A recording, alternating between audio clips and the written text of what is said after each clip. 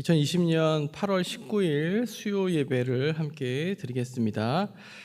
코로나19를 위한 예배 안내를 먼저 드립니다. 주일 예배는 1, 2, 3, 4부 예배만 드리게 되고요. 교회 학교는 부서별로 온라인 예배를 드립니다. 그리고 새벽, 수요, 금요, 심야 예배는 유튜브와 홈페이지를 통해 영상으로 예배 드리시길 바라고 그 외 모든 예배와 모임은 휴회하도록 합니다. 그리고 가정에서 예배를 드리는 경우에 가정에서도 시간을 지켜 예배해 주시고요. 가급적 가족들이 함께 모여 예배해 주시고 또 예배당 예배에 오실 때처럼 단정한 복장으로 정성껏 참여해 주시기 바랍니다. 일어서고 앉는 것까지 함께 동참해 주시기 바랍니다. 함께 주기도문 하도록 하겠습니다. 하늘에 계신 우리 아버지, 아버지의 이름을 거룩하게 하시며 아버지의 나라가 오게 하시며 아버지의 뜻이 하늘에서와 같이 땅에서도 이루어지게 하소서. 오늘 우리에게 일용할 양식을 주시고 우리가 우리에게 잘못한 사람을 용서하여 준 것 같이 우리 죄를 용서하여 주시고 우리를 시험에 빠지지 않게 하시고 악에서 구하소서. 나라와 권능과 영광이 영원히 아버지의 것입니다. 아멘.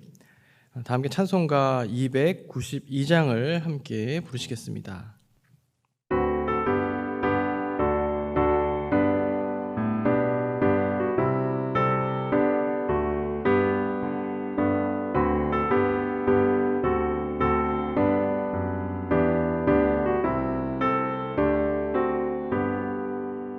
주 없이 살 수 없네 죄인의 구주여 그 귀한 몸의 피로 날 구속하소서 구주의 사랑으로 흘리신 보혈이 내 소망 나의 위로 내 영광 됩니다. 주 없이 살 수 없네 나 혼자 못 서리 힘없고 부족하며 지혜도 없도다 내 주는 나의 생명 또 나의 힘이라 주님을 의지하여 지혜를 얻으리 주 없이 살 수 없네 내 주는 아신다 내 영의 깊은 간구 마음의 소원을 주밖에 나의 마음 위하여 주리요 내 마음 위로하사 영원케 하시네 주 없이 살 수 없네 세월이 흐르고 이 깊은 고독 속에 내 생명 끝나도 사나운 풍랑일 때 날 지켜주시니 내 곁에 계신 주님 늘 힘이 됩니다. 아멘.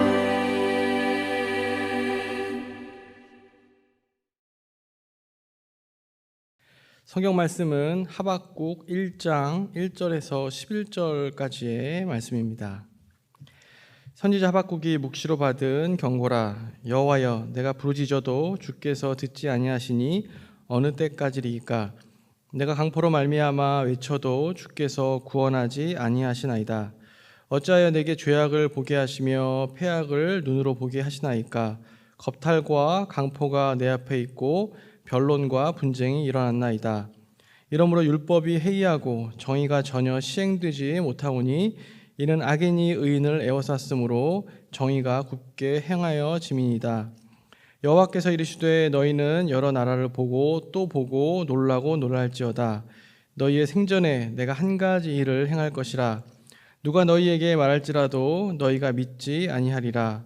보라, 내가 사납고 성급한 백성 곧 땅이 넓은 곳으로 다니며 자기의 소유가 아닌 거처들을 점령하는 갈대아 사람을 일으켰나니 그들은 두렵고 무서우며 당당함과 위엄이 자기들에게서 나오며 그들의 군마는 표범보다 빠르고 저녁 이리보다 사나우며 그들의 마병은 먼 곳에서부터 빨리 달려오는 마병이라.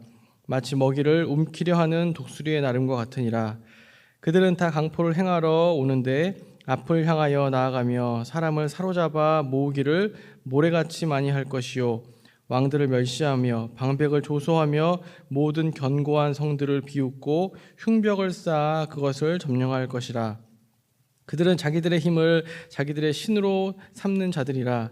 이에 바람같이 급히 몰아 지나치게 행하여 범죄하리라. 아멘.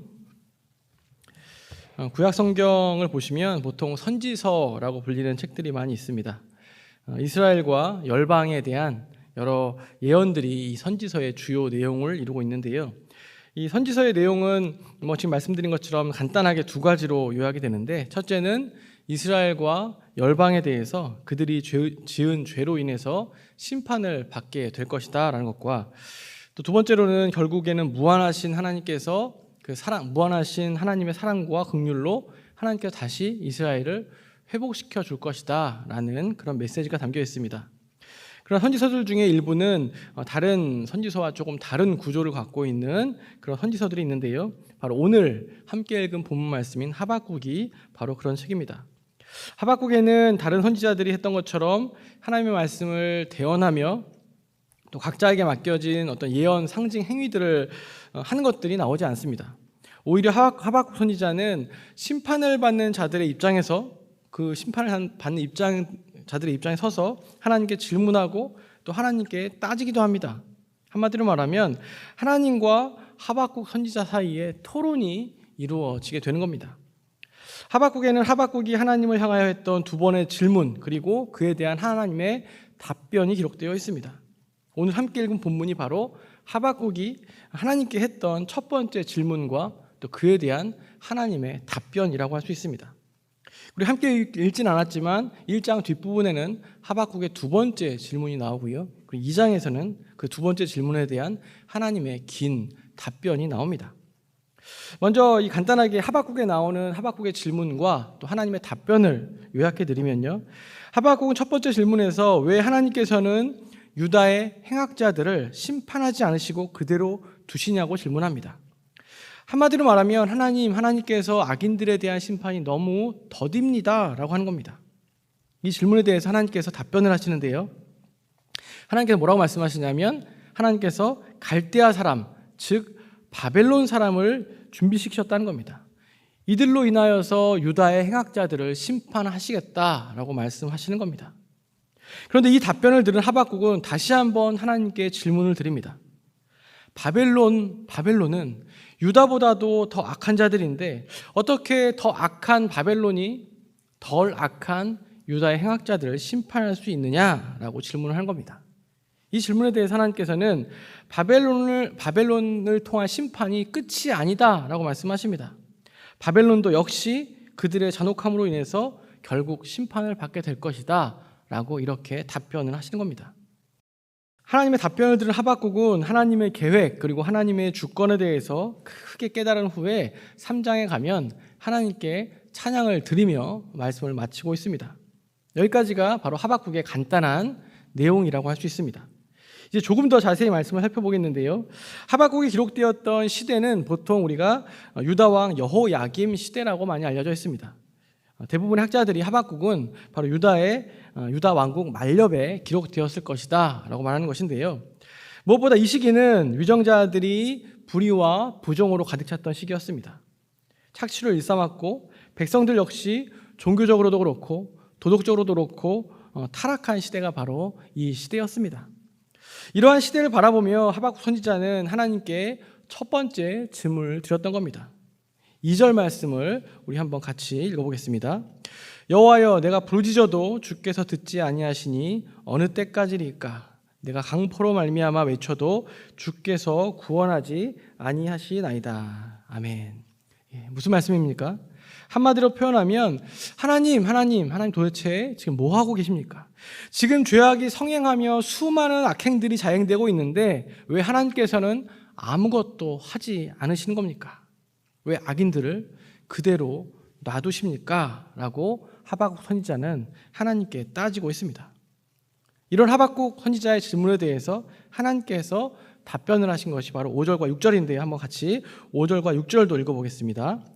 여호와께서 이르시되 너희는 여러 나라를 보고 또 보고 놀라고 또 놀랄지어다. 너희의 생전에 내가 한 가지 일을 행할 것이라. 누가 너희에게 말할지라도 너희가 믿지 아니하리라. 보라, 내가 사납고 성급한 백성 곧 땅이 넓은 곳으로 다니며 자기의 소유가 아닌 거처들을 점령하는 갈대아 사람을 일으켰나니. 아멘.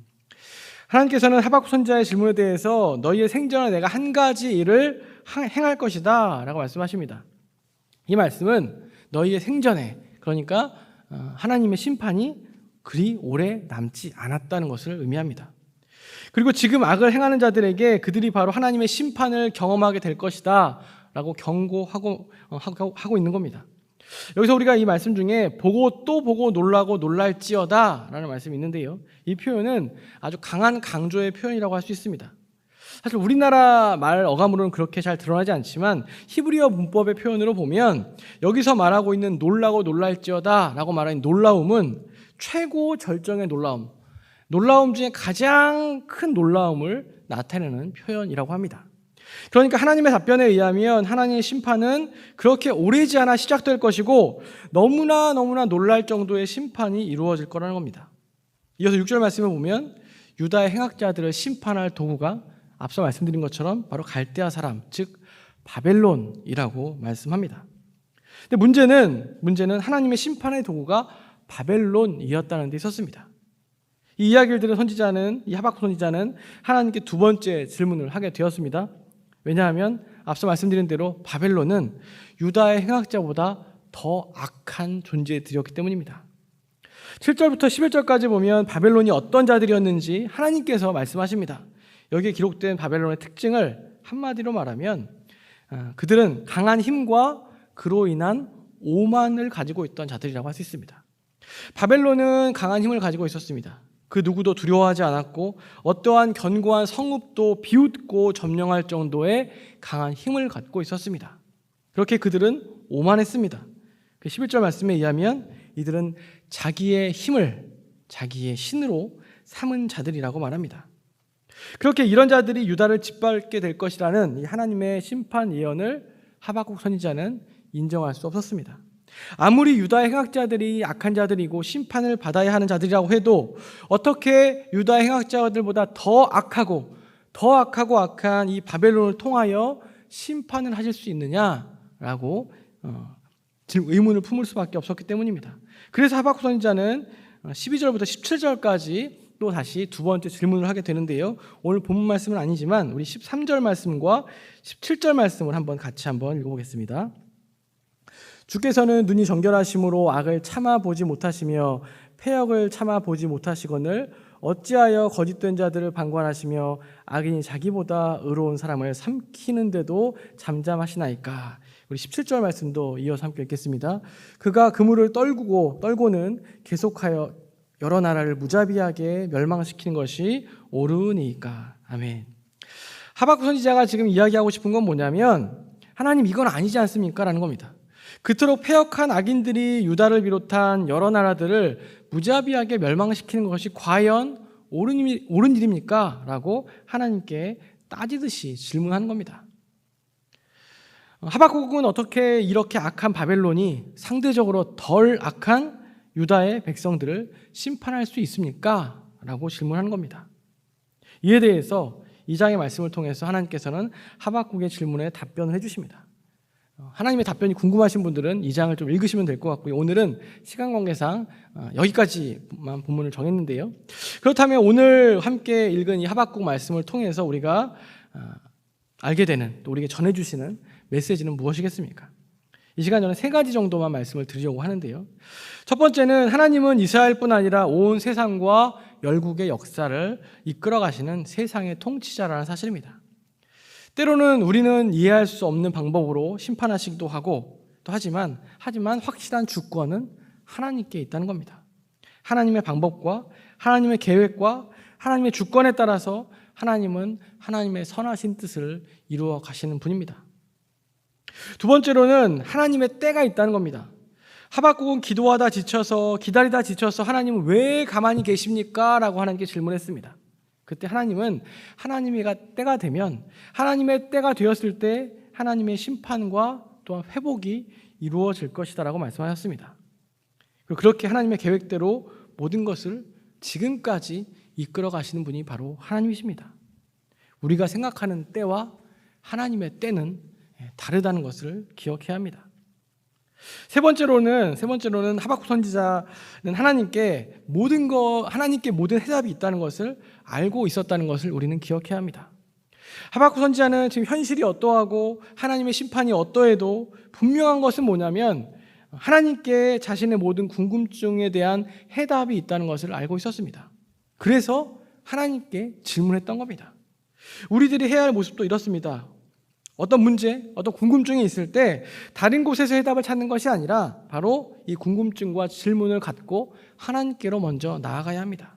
그리고 하나님께 나아가서 하나님과 씨름할 수 있어야 합니다. 하나님께 해답이 있기 때문에 하나님께 그 해답을 구하는 것, 그분께로 겸손히 나아가는 것, 이것이 바로 우리들이 해야 할 모습이라는 겁니다.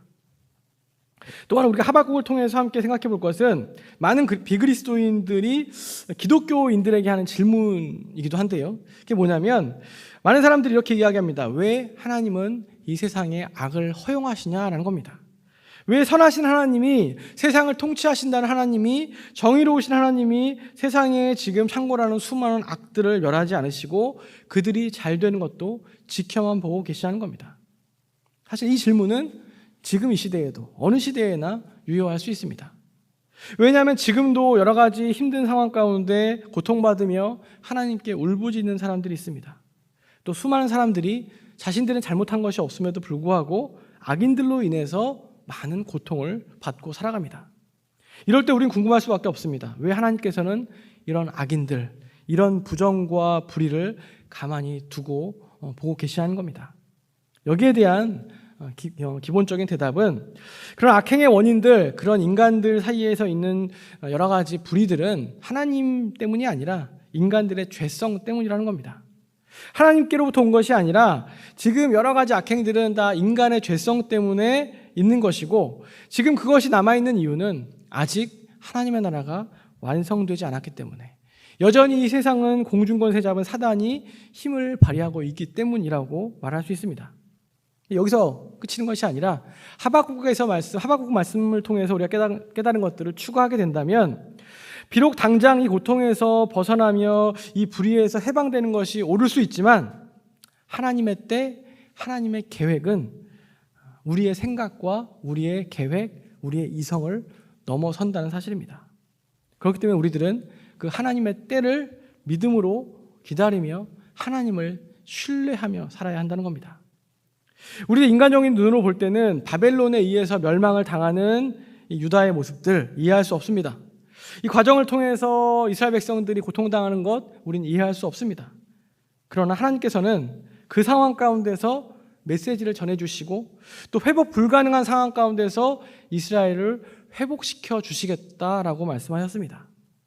하나님의 계획이 분명히 있다는 것을 우리는 기억해야 합니다. 하지만 사실 지금 말씀을 전하는 저도 그렇게 하나님의 때와 하나님의 역사를 기다리는 것이 결코 쉽지 않다는 것을 느낍니다. 그럼에도 불구하고 또 우리가 이 여러 가지 어려운 상황 가운데서 또 하나님을 의지하는 것이 우리가 가져야 할 믿음이고 또 결국에 완성될 하나님 나라를 소망하며 살아가는 것이 바로 우리 그리스도인들의 모습이라는 겁니다. 이제 말씀을 마치겠는데요. 우리 사랑하는 성도 여러분, 지금 코로나19로 인해서 참 우리가 한 치 앞도 알 수 없는 여러 가지 어려운 가운데 있습니다. 그런 가운데서도 하박국 선지자가 했던 질문을 기억하시며 또 하나님께서 해주셨던 답변을 기억하시며 오늘 하루도 이 세상을 바라보며 주님의 손길을 발견하시고 또 이 가운데서 또 주님의 은혜를 구하며 주님 주시는 힘으로 또한 힘내고 또 승리하고 살아가시는 우리 모두가 될 수 있기를 간절히 소망합니다. 우리 시간에 함께 코로나19 극복을 위한 번동 가족 기도 제목을 갖고 함께 기도하시겠습니다. 코로나를 극복하는 번동 영적 대행진을 위해서 기도해 주십시오. 예배, 말씀, 기도, 선교의 존재로 살아갈 수 있도록 기도해 주시고 모든 관련 담당자들에게 위기 극복의 지혜를 주시도록 또 사투를 벌이고 있는 환자 또 의료진들을 위해서 기도해 주시고요. 위축된 경제와 여러 어려움을 겪고 있는 국민들을 위해서 또 기도해 주시고 특별히 우리 교회와 한국교회가 이 어려움을 잘 극복할 수 있도록 함께 기도해 주시기 바랍니다. 이 주여 세 번 외치시고 함께 기도하겠습니다. 주여 주여 주여. 하나님 감사합니다. 주님께서 함께 하셔서 또 우리를 지켜주시고 우리 구원해 주셨는데 또 코로나19로 인해서 여러 가지 어려운 상황 가운데 또 온라인 예배를 드립니다.